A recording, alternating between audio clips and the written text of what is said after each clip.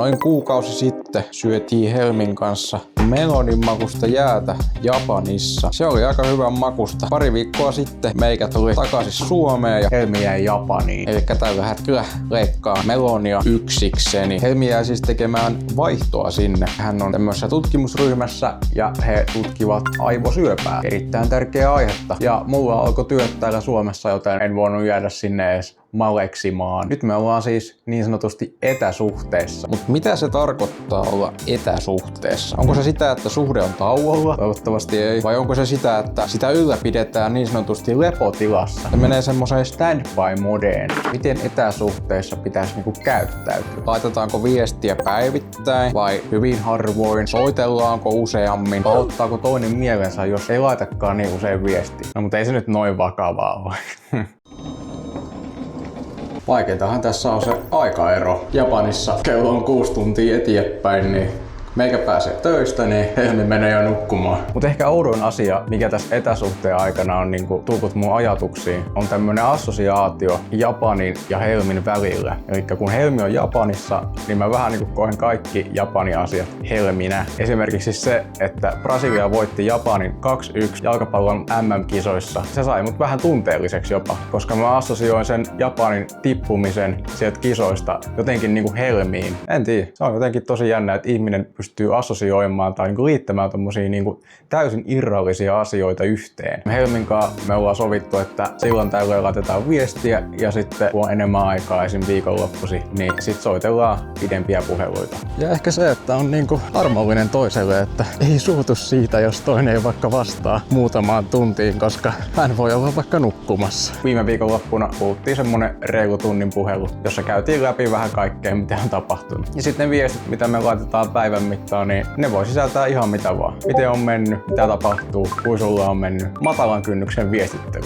Ei pistetä kirjeitä edestakaisin, niin kuin varmaan ennen vanhaan tehtiin. Ja hyvin tää on nyt tässä pari viikkoa toiminut. Ilmoittelen sitten, jos ei enää toimi. Tai katsotaan ilmoittelenko. Mutta ehkä pahinta kuitenkin on se, että ajattelee aina niinku takaraivossa, että myöhemmin illasta voitais vaikka nähdä tai jotain tämmöstä. Ja sit muistaakin, että ai niin, toinen on niinku toisella puolella maailmaa. Mutta se on mun mielestä todellakin aliarvioitu piirre, kuinka tärkeää on se, että molempien päivät on täynnä jotain. On se sitten tutkimusta tai työtä tai tutkimustyötä tai urheilua tai kavereiden näkemistä tai ihan mitä vaan. Helmi on siellä vaihdossa ja minä teen täällä töitä ja arki kuitenkin sujuu. Ja päivät olisi vähän niin kuin täynnä. Silloin yksinkertaisesti jää vähemmän aikaa miettiä sitä etäsuhdetta. Mä menin auttaa Aleksia ja Saraa muutossa. Ne siis muutti yhteen ja heillä oli vähän samanlainen tilanne. Toinen oli eri maassa töissä muutaman kuukauden ajan, jolloin he olivat niin sanotusti etäsuhteessa. Mä otin teidät puhutteluun nyt.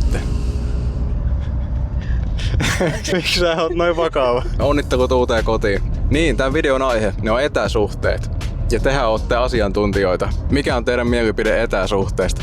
Eipä mulla oikein ole mitään mielipidettä, että siinähän se menee. Kyllä se toimii. Pitää vaan olla yhteydessä ja kommunikoida. Miten monta kertaa päivässä te viestittelitte? No, soitettiin melkein joka päivä. Soitettiin yleensä melkein joka ilta.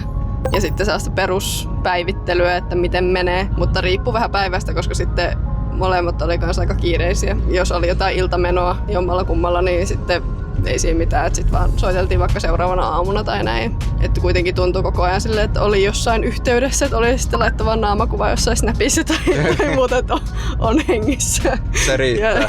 Ja kaikki on niinku okei. Tuo oli aika tyhjentävä. Tyhjentävä vastaus. Kiitos paljon teille. Kiitos.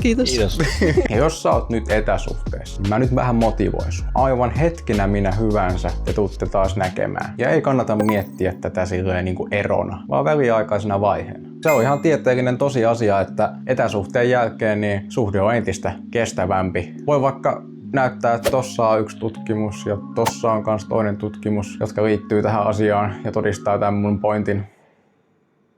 Ja myös se todellakin motivoi meikäläistä olemaan tässä etäsuhteessa, kun tietää, että tää on toisen unelma. Ei olla etäsuhteessa, vaan että Helmi on nyt Japanissa ja hän on pitkään halunnut olla siellä vaihdossa. Ehkä vaikeinta on se, että jos aloittaa etäsuhteesta, että mehän Helmin kanssa kuitenkin tavattiin ekan kerran face to face kasvokkain. Eikä silleen nykyään ehkä ole yleisempää tavata netissä. Ja sit se suhde alkaa etäsuhteena. Niin se sitten saattaisi olla vähän hankalampaa, koska sun pitäisi sitten tutustua siihen toiseen ihmiseen etänä. Ja mitä on niin kuin etäopiskelussa jäänyt käteen, niin on ainakin se, että etätyöskentely ja kaikki mitä teet etänä, niin se on aika vaikeaa. Etenkin jos on joku yliopistoryhmätyö, jossa on enemmän kuin 5 ihmistä mukana. Ja ehkä niinku semmonen supervoima, joka tässä pikkuhiljaa niinku latautuu, on nimenomaan se jälleen näkeminen. Että se hetki, kun me taas nähdään, koittaa ihan pian. Ja tää on semmonen ajatus, joka todellakin puskee meikäläistä eteenpäin.